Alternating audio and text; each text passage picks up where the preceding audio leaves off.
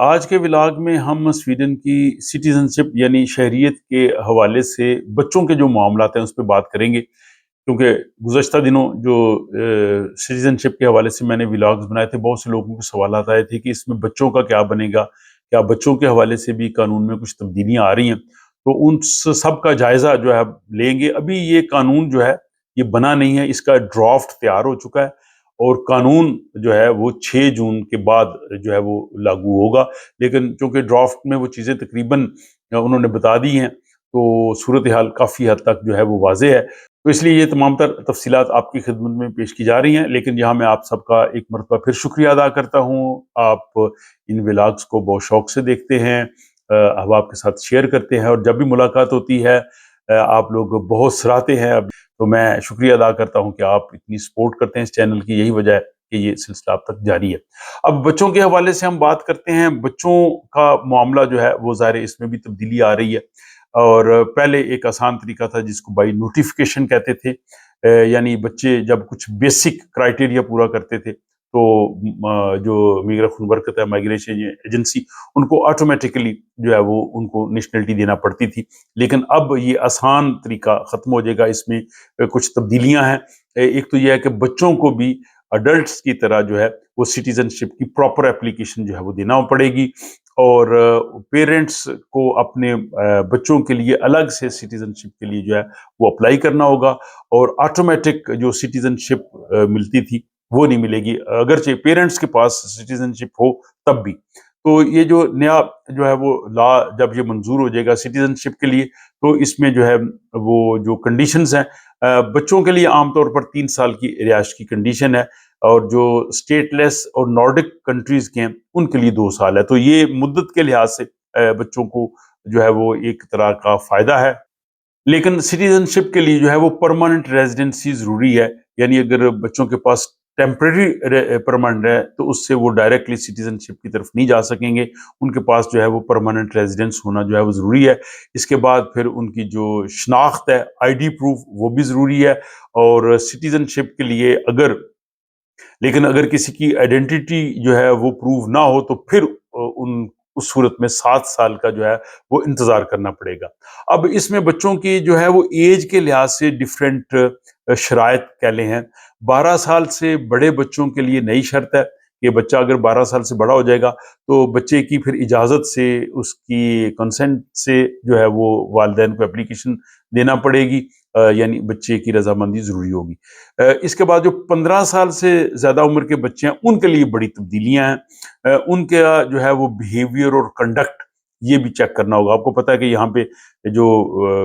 جرائم کی وجہ سے جو ایج تھی انہوں نے کم کی ہے، اور جو ٹین ایجر ہیں ان کو بھی جو ہے وہ سزائیں ہو رہی ہیں، تو اس لحاظ سے بچوں کا کنڈکٹ اور ان کا کریمنل ریکارڈ وہ بھی وہ چیک کریں گے،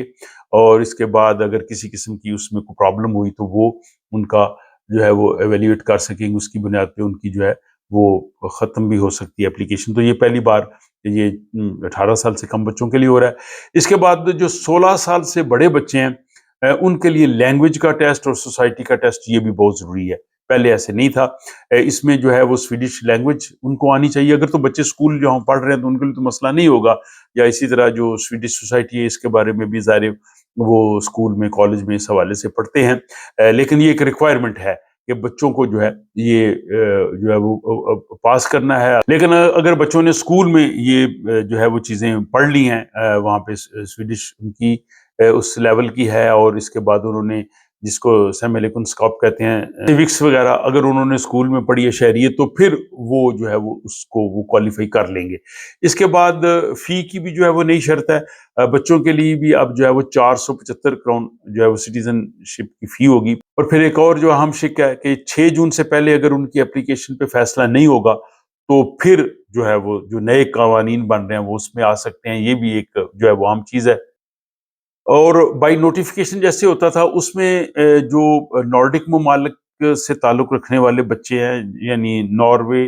fun land, Denmark, Iceland, اگر وہ یہاں پہ رہتے ہیں ان نیشنلز کے انہوں نے اپلائی کرنا ہے، وہ اس میں آ جائیں گے، یا اسٹیٹ لیس جن کا کوئی ملک نہیں ہوتا وہ، یا بعض صورتوں میں جو ہے وہ اگر فادر سویڈش ہے تو ان بچوں کے لیے جو ہے وہ رعایت ہو جائے گی۔ تو حکومت نئے قانون میں یہ ساری تبدیلیاں لا رہی ہے. پہلے بچوں کو کافی آسانی سے جو ہے وہ جو سٹیزن شپ مل جاتی تھی، لیکن اب جو ہے وہ انہوں نے جیسے میں نے بتایا کہ ڈفرینٹ ایج کے حساب سے وہ جو ہے وہ چیزیں ساری اس میں کر دی ہیں. تو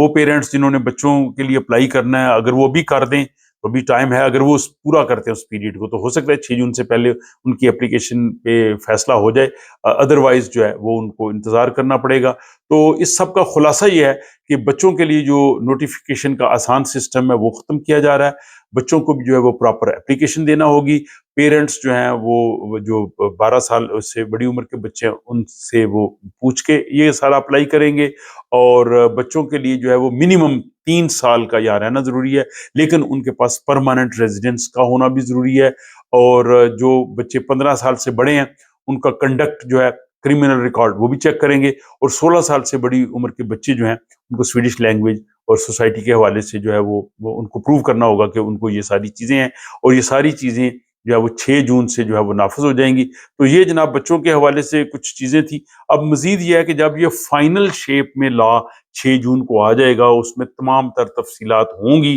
تو پھر جو ہے وہ زیادہ بہتر طور پہ واضح ہو سکے گا. لیکن میرا خیال ہے کہ بہت سے لوگوں کے جو سوال تھے وہ کافی حد تک اس ولاگ میں آگے ہیں.